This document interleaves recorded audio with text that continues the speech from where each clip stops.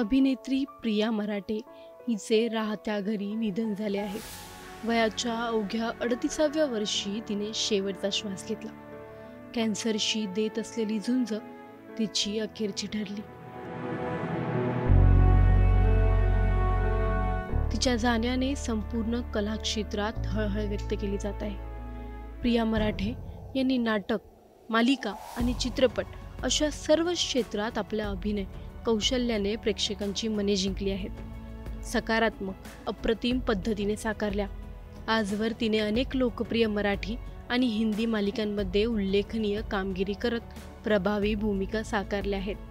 प्रिया मराठे यांनी या सुखांनो या, 4 दिवस सासूचे, तू तिथं मी, संभाजी, येऊ कशी मी नांदायला, तुझेच गीत गात आहे अशा लोकप्रिय मालिकांमधून घराघरात पोहोचत प्रेक्षकांची मन जिंकली।